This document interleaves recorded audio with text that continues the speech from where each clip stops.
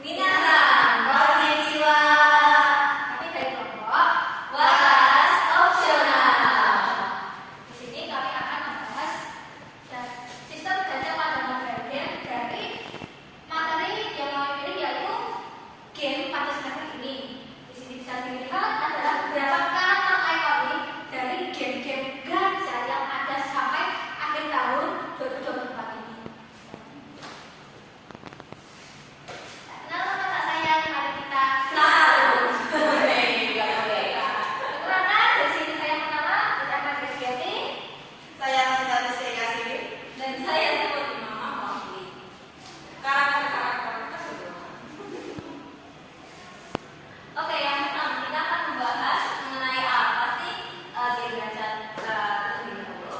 Game gacha, kenapa kami memilih game gacha?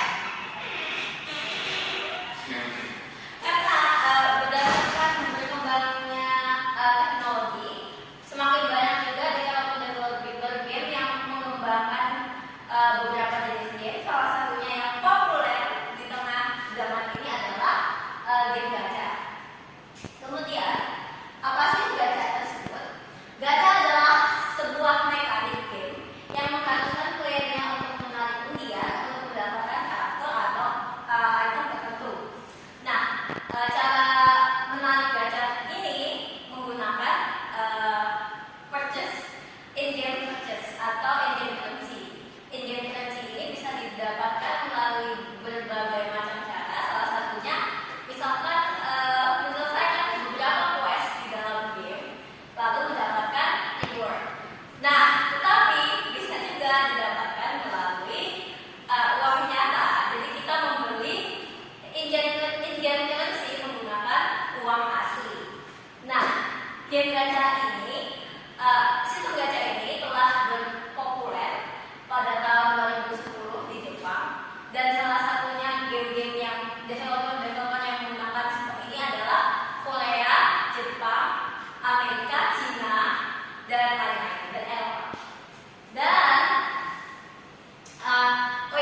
game gacha, sistem game gacha ini banyak dikritik oleh orang karena sistemnya mirip dengan judi, di mana kita mengeluarkan uang untuk mendapatkan sesuatu. Tapi basically ini masih menjadi pertentangan apakah sama atau tidak. Tapi basically judi dan gacha itu tidak sama, karena judi ini biasanya kita mengeluarkan duit lalu kita mendapatkan omset balik ya. Sedangkan untuk gacha kita itu bisa kita mengeluarkan duit untuk mendapatkan suatu item yang virtual dan tidak bisa digunakan di dunia nyata. Dan sekali lagi yang telah dijelaskan saya, gacha di sini tidak hanya menggunakan uang asli, tapi bisa dari quest-quest yang diberikan oleh game tersebut. Lanjut kepada kepada game terlaris. Nah, di sini ada beberapa barisan game terlaris sampai akhir tahun ini. Yang pertama dari developer yaitu yang sudah cukup terkenal sampai saat ini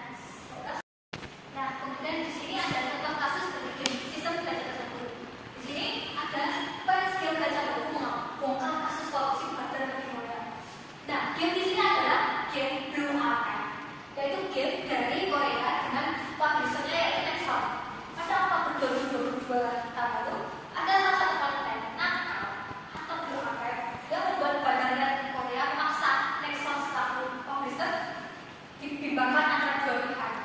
Yang pertama, menghapus konten tersebut atau menaikkan rating game tersebut. Nah, Nexon sendiri malah memilih keduanya, yaitu menghapus konten tersebut dan menaikkan rating game di area tersebut. Nah, naiknya rating dan penghapusan konten tersebut memicu marahnya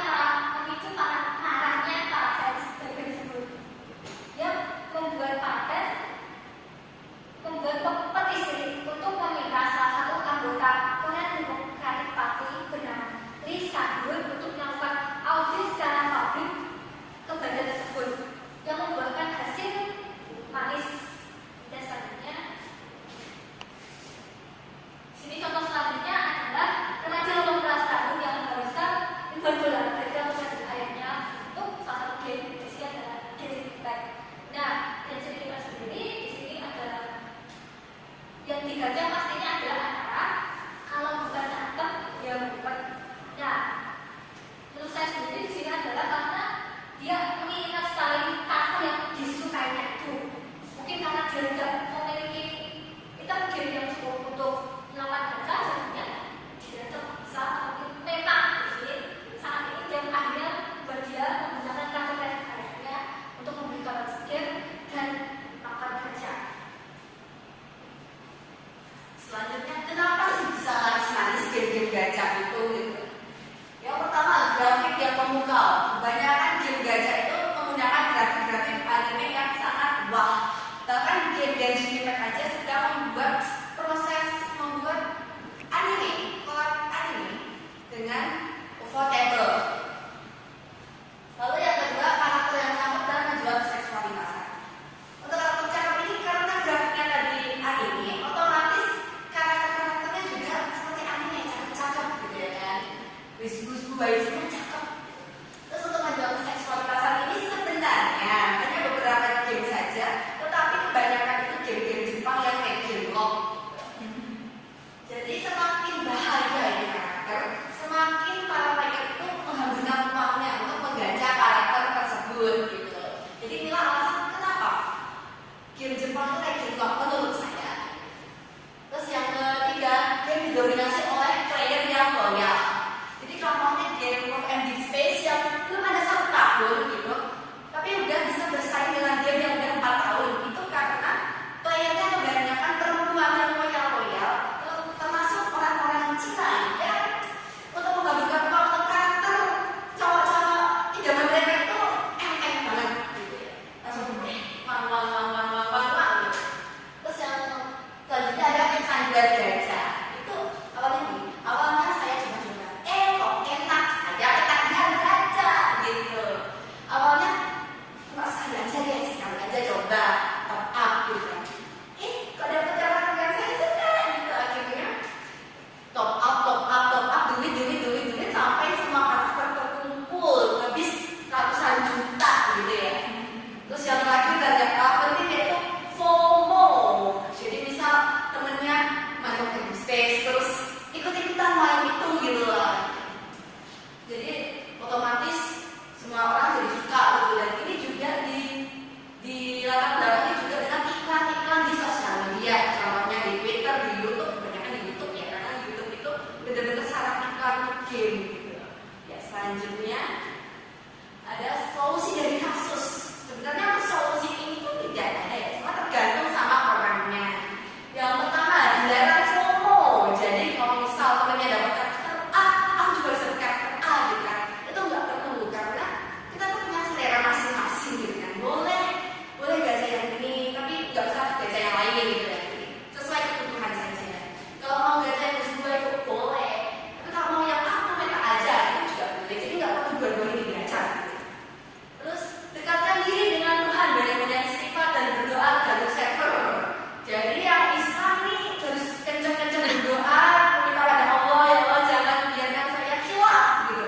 Khilaf untuk gacha, padahal itu hanya menghabiskan uang untuk gacha, untuk judi gitu lah ya. Yang Kristen juga sering-sering ke gereja dan agama-agama lain gitu. Terus yang ketiga, jangan dengarkan bisikan sales atau setan.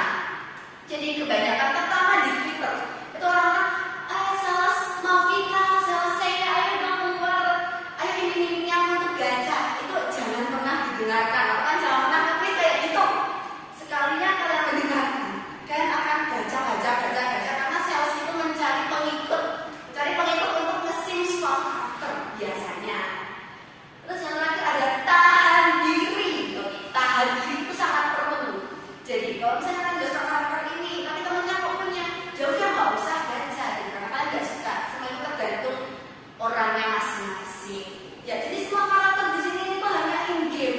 juga